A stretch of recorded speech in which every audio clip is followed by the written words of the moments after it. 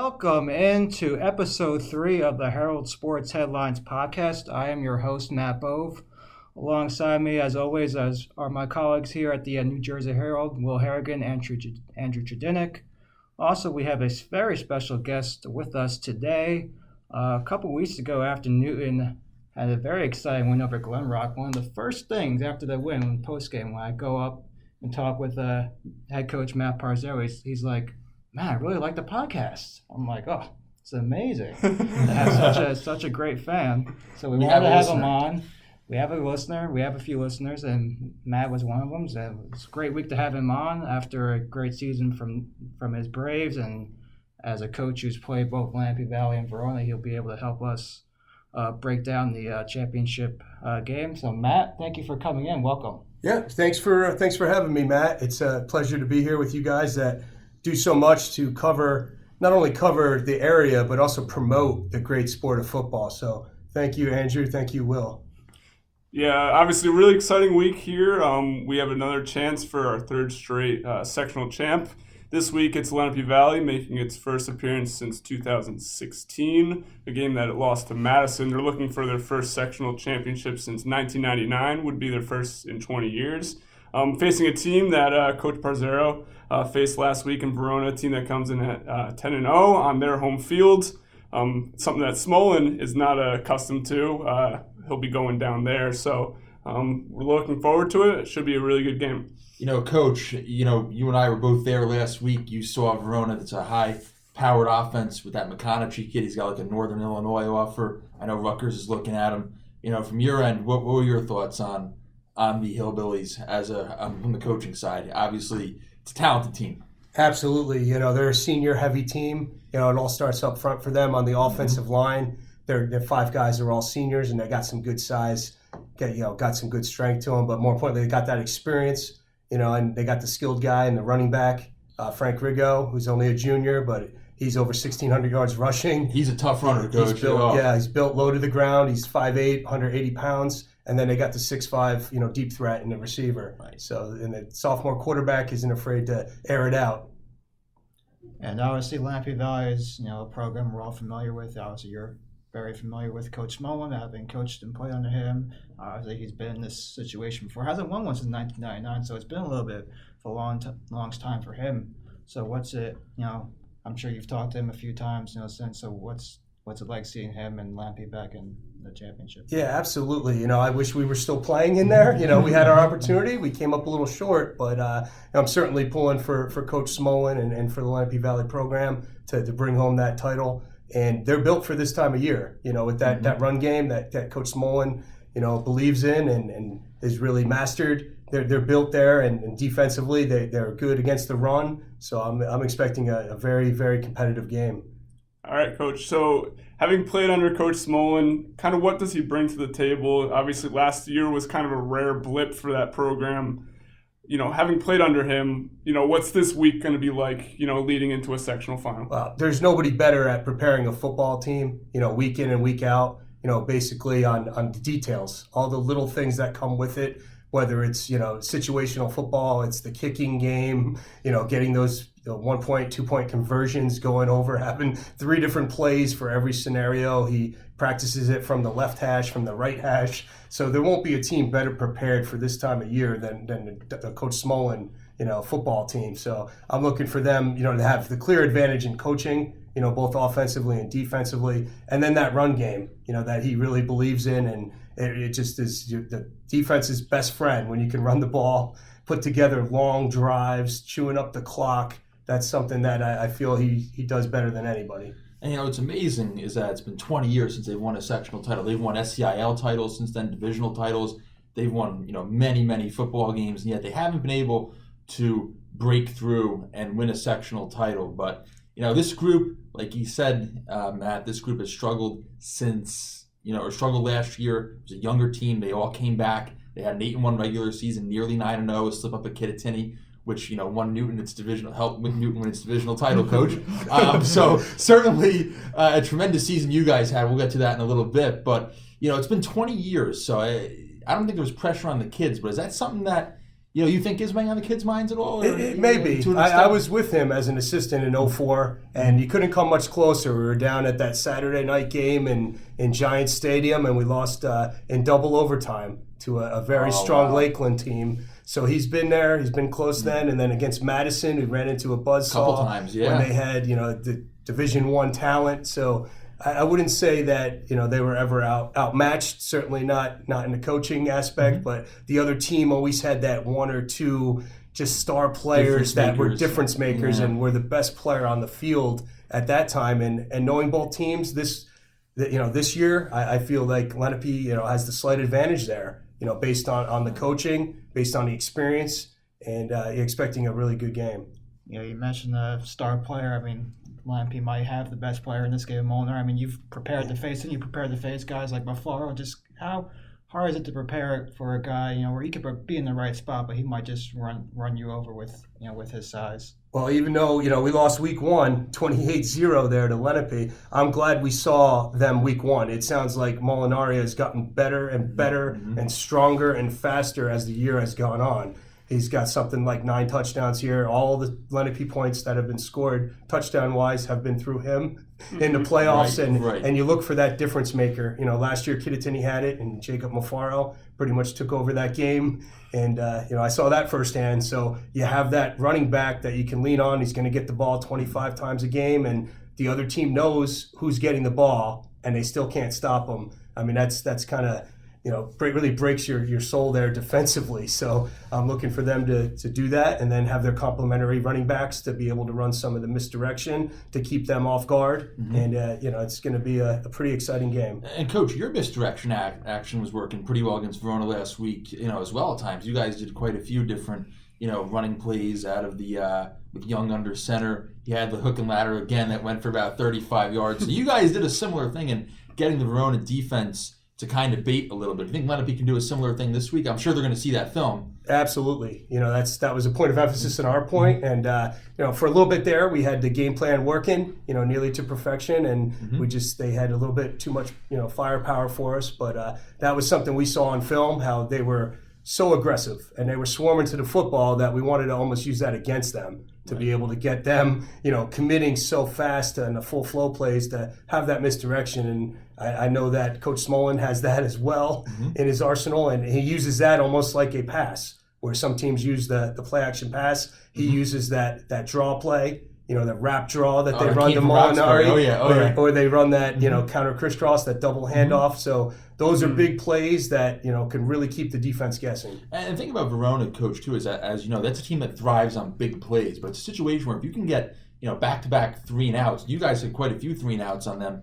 Lenape can really control the clock there and dominate the time of possession and keep Verona off the field. If they're going to win, I think it's going to have to be a lower scoring game. I just want to get your thoughts on that also. The path to victory for Lenape here.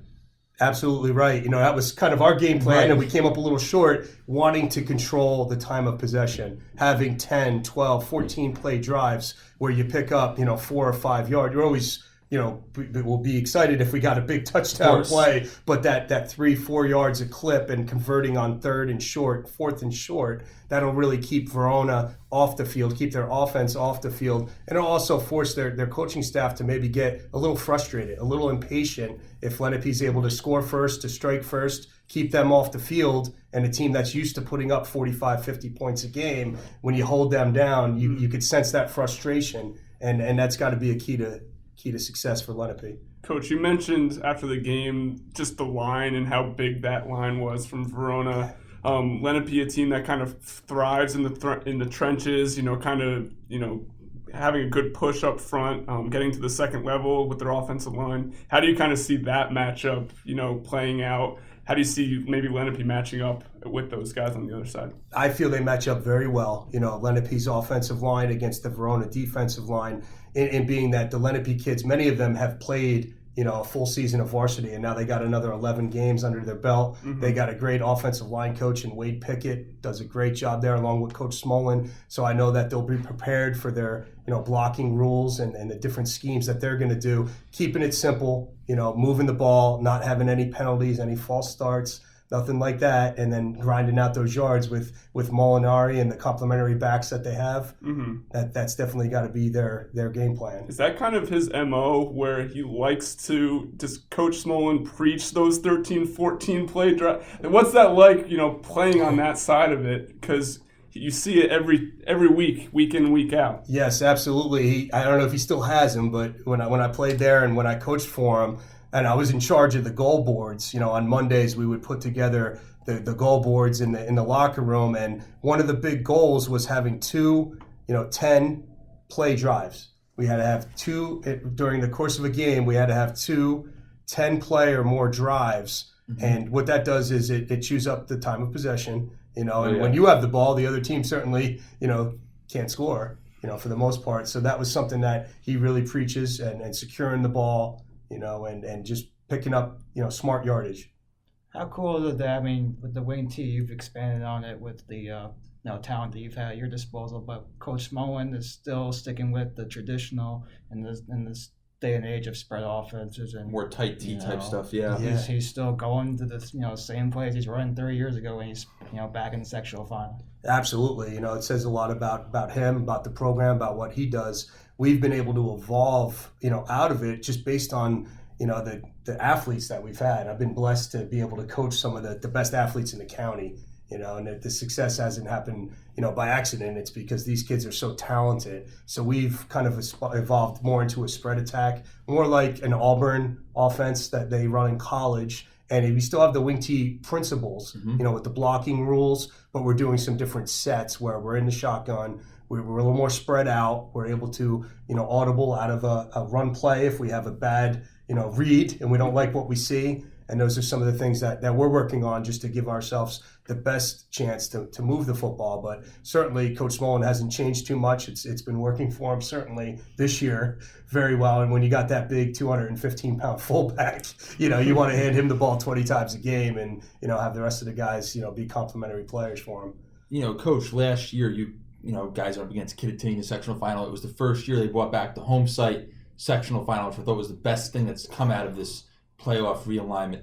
I don't know if you can replicate Newton Kittatinny. That was, an incredible atmosphere, but just the fact that this game is going to be at Verona High School and not in the caves of MetLife or at Kane University, for example, I think it's going to be a fun atmosphere to play football. What is that like, coaching on a home field in a sectional final? Yeah. It was like a throwback sort of thing last year. Absolutely, and in the last 2 years, we got to experience both. We were 2 years ago at Kane, which I absolutely loved that venue. And then being at home, unfortunately we came out on the opposite side where we wanted to be, but just the excitement, 2 communities coming together, the elements that went into it where we had no school that day due to the snow. We had over 100 people working to clear the bleachers, clear the stadium, bringing in a company to clear the field. Right. All that went into it to just prepare to have a game played, and then having, close to 3,000 people there.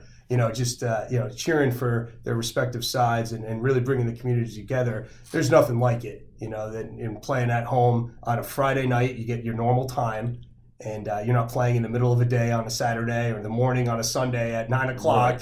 Right. You're in your normal routine. You're playing on Friday, and there's no better feeling when you're one of the few, if the only one team around playing, knowing everyone else's season has ended. Their equipment's been turned in. It's being collected for the reconditioning, but your guys are still playing. So that's kind of the ultimate reward. And at the end of the day, it's kind of the same thing everywhere. That you guys all hate each other during the regular season, but come states, everybody's in Lenape's corner this time of year. This is like our area representing Sussex County football. I'm sure you guys will be supporting Lenape this weekend, just as a traditional rivalry game. Almost would you agree, almost kind of like a respect type of thing here? Absolutely. Yeah, we always root for, and even during the regular season, when our county teams are playing out of the area, we want those bragging rights. Those are teams that we root for. You develop relationships, and obviously I'm close with Coach Smolyn, but even the other coaches that are in our conference that are so good, and I just have so much respect for. You root for them. You want to beat them, and you're competitive. But when they're playing somebody that's out of the area, you want them to do well, and it makes our area look that much better. And having won one now 2 years ago, you get to see kind of reap the rewards of that. Can you talk about how much of a game changer it is, for the program to bring one in if Lenape were to do it, on Friday night? Well, it seems like they already have kind of that confidence. I know for Newton, it really made our kids play above themselves. This last year in particular, knowing that, having that confidence and, just believing that through hard work and through trusting in the coaches and trusting in their teammates and their own ability that they're capable of winning a state title and certainly playing for one. It just does wonders for a program, and seeing you get the younger kids who are involved in the 5th and 6th and 7th and 8th grade, and they're coming up and they want to be a part of it. And you get them at the game attending. It just does wonders for a program that's never maybe been there. Certainly Lenape has been there. I know you spoke about it being 20 years, but they've been consistently in the playoffs, in the discussion for titles, and they've come up a little short. But it motivates and it inspires just the next generation of athletes coming up to want to get that, to want to be a part of it. Speaking of next generation, Coach, you guys are going to have, one heck of a football team on paper next year anyway. Obviously, there's a whole off season in front of you guys here, but it's exciting times for Newton football. So, what does your off season program look like? I'm sure you guys will start getting back in the weight room soon. Of course, 7-on-7 just around the corner, 7 months away. So what are you guys doing going into the off season here? Yeah, you're absolutely right. On paper, we look very good, but the kids, if we're just have guys coming back and they don't work hard, they're just the same guys coming back. So that's the big message is, guys that have got to get into the weight room. They got to buy into that year-round commitment. And we had a lot of young kids got better this year, a lot of freshmen. We had 3 that actually started in that state semifinal game that ended the game out there, 3 freshmen. We had another 4 sophomores that were playing valuable minutes.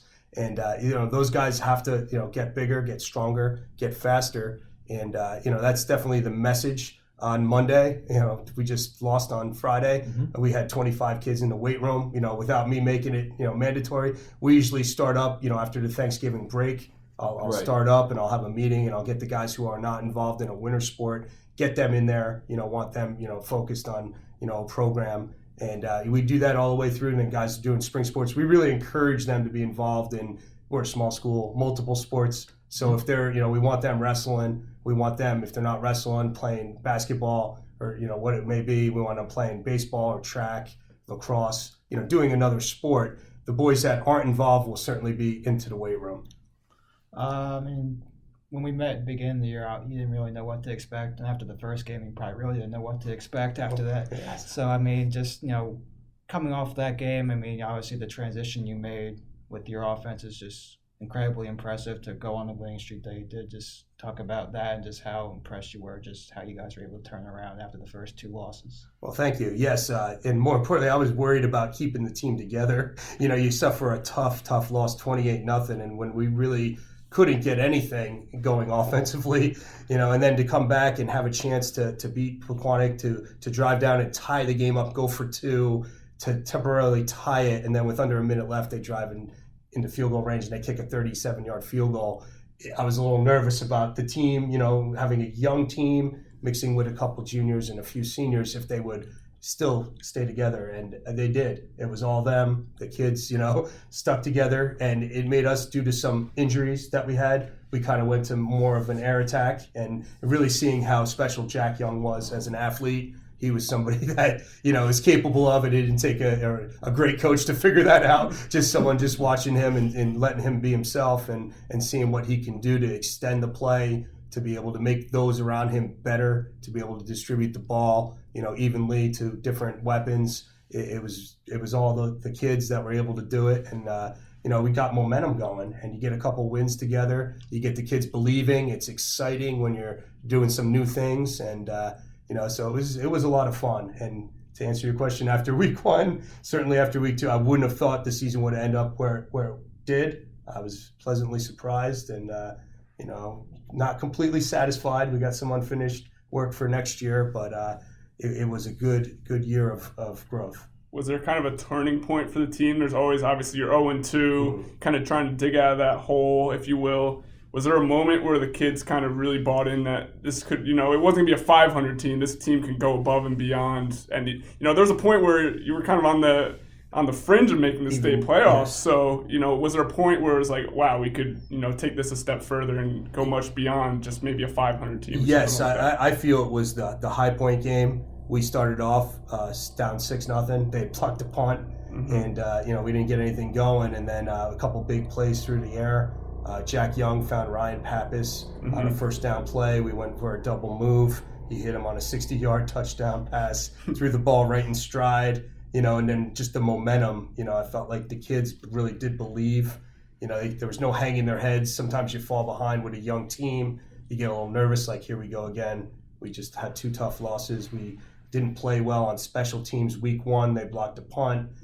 Week 2, we had a snap go over the punter's head, and it led to a safety, which ended up being the difference in the game. And then High Point blocks a punt.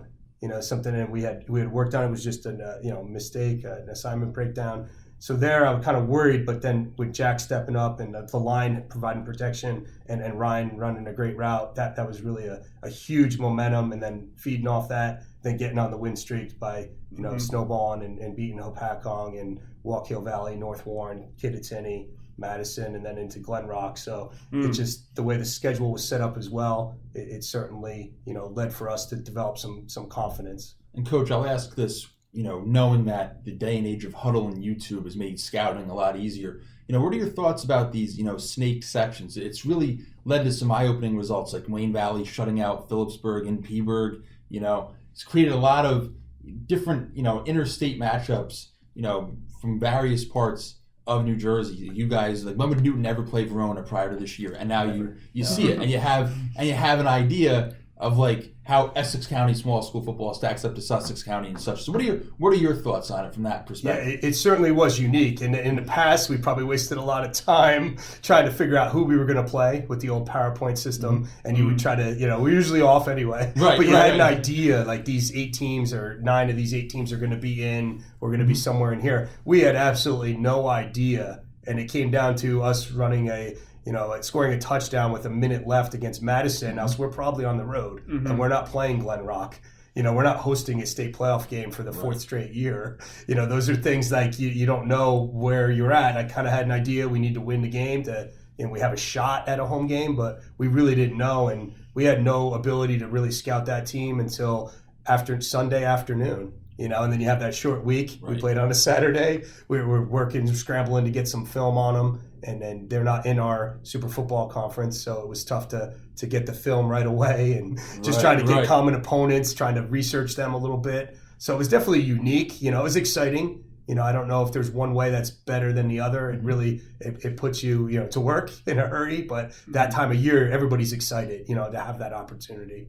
And that Glen Rock game was such a good game. I mean, it was obviously came down to the end with the blocked extra point, but you guys just every 3rd down, you guys converted. That was important. Every 4th down, obviously the stop before halftime really gave you a lot of momentum. Just how cool is that? Just every big moment you guys stepped up. Absolutely. It was just another example of a young team developing, a young team growing, a young team believing in the system, believing in each other, believing in themselves, falling behind 14-0. And then not knowing, hey guys, this could be it. Let's keep it together, keep believing, and like you said, that key stop right before halftime, and stopping them 3 straight plays from the 1-yard line, and that was exciting. And then just different situations that we continue to come out on top keeps the kids believing and in our preparation that there's a reason why we practice these things, and sometimes they don't come up. You might not see them till the playoffs. You work on it in week 1, week 2, and those situations don't come up, but you got to be prepared. So it really, sells the kids on the importance of preparation,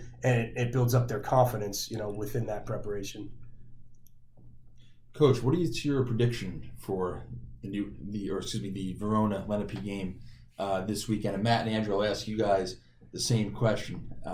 So we'll start with Andrew. What do you got this weekend? Ooh, you put me on the spot here real quick. That's right. Oh man. Yeah, all right.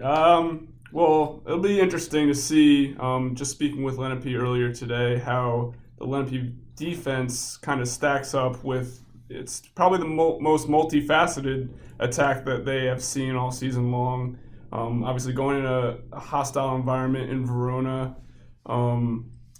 just how the defense can both protect against the pass and against the rush will be kind of, I'll be curious to see that. And then obviously they're going to be keying in on Molinari, so how those other guys, Togno, kind of step up and can provide a wrinkle if Trey Kaplan can make a pass, 3 or 4 passes in the game just to maybe keep them off balance.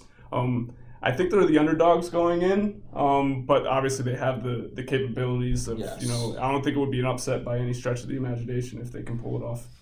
I think, like Coach Parzero mentioned, if Lenape just could go on those 12 and 13 play drives, that's got to be what they do, is to keep the Verona offense off the field. I mean, Verona's a little bit more talented. Just I think the big difference might be the having a Division I receiver is just such a difference on the maker. Group 2 level. On the too, Group man. 2 level. Yeah. Just when you have that, and with Riggio as a running back to go with it, just so hard to stop both. But if Lenape could just go on those drives, honestly, just keep grinding it out like they're used to playing. And last week, Trey Stacy hit 4 for 4 on his passes. Each time, they were open passes. They were able to scheme guys open. And there was important points in the game as Lenape didn't have a first down to, I think, the first 3 or 4 series. And there was a play-action pass that was actually their first down of the game to Togno in the flat down the sideline. So if they could have a couple of those plays along with those long drives, just like they did last week, that would be what they have to do to win the game, being that, Verona has so much talent. Absolutely, Matt. Agree with you. As far as Lenape's offense, their quarterback, Trey, is certainly very capable, and he's great off the play action. They utilize him very well, in that regard. But defensively, Lenape Valley has to win first down. They have to hold Verona to, favorable situations, 2 yards, 3 yards on first down, force them into passing situations, 3rd and +6, +7, and nobody dials up a better blitz than Coach John Groom there at Lenape Valley. He's been doing it for close to 30 years. And, he's certainly been in these big games before. So turning that into the Lenape Valley defense, making it, one way, eliminating the run, forcing them into, big plays where they have to convert on 3rd and long or 4th and long. I think that's got to be a point of emphasis. And I see Lenape Valley coming out on top. I'll even give you a score prediction here. I do like the idea of a low-scoring game affair. I see Lenape Valley pulling out the win, 21, Verona 15. Wow. And Coach, you can certainly attest to this, having been on both ends of it. It's a lot easier to play this game when you're 10-1 compared to 11-0. It is not easy, being an undefeated football team playing in a championship game. There is a lot of pressure on you. I know Verona is at home, but these are high school kids. That is not easy. You've been on both ends of it. Any further thoughts on this? No, you're absolutely right. Sometimes being on the road, maybe being a slight underdog, from the so-called experts outside of Sussex County, they're probably certainly favoring Verona because maybe they have a little more flash and they have a little bit more, firepower there. But certainly, there's teams in this area that are very capable of doing it. Being a team that's, kind of being disregarded slightly, maybe feeling like you're a little bit disrespected. At that time, that could work to your advantage. A team that had been there, like us last year, we were coming for a repeat, and you had that up-and-coming team that was hungry, that had that one big guy that kind of wanted it a little bit more than the other guys on the field that night, and maybe, that's what Lenape has and Nick Molinari and company, that they kind of got that chip on their shoulder, and they're saying, why not us? This is our year, and it's time that we bring that title back. To Lenape Valley, 20 years is way too long, and Coach Smolyn and the rest of their staff to, work so hard. We want to do that for them and for our teammates. That reminds me of the Westwood game from 2 years ago when you guys went up there and they had no idea how good you guys were, and you pretty much just smacked them. So that was worse than the score even was, I think, in my opinion. So just how much satisfying is that to go and prove, people wrong like that? Yeah, they're going to be going into the hostile area. Will was down there covering the game last week. Big crowd. They had a lot of fans there, and they were certainly, probably not expecting it to be much of a game, and it was for the first half. Right before 2 minutes left in the half, we were toe to toe with them. But they love their football down there at Verona, and I know Lenape Valley will travel well. They'll have a strong showing of fans and support there. So it's really a toss up and. playing both teams. Lenape was much earlier, the first game of the year, and Verona, just kind of having that. That's why I gave the edge to Lenape, just the way they've been playing, the way they run the ball, effectively, and they're not afraid to take a chance with the play action that Matt said, 4 for 4. It's very, very impressive when you don't have to throw the ball very much, and when you do, they're all complete. So the clock's running. So that's outstanding. Being able to take those chances. So I expect a good game. All right. Great analysis from Coach Parzero and everybody here. Thank you so much for listening.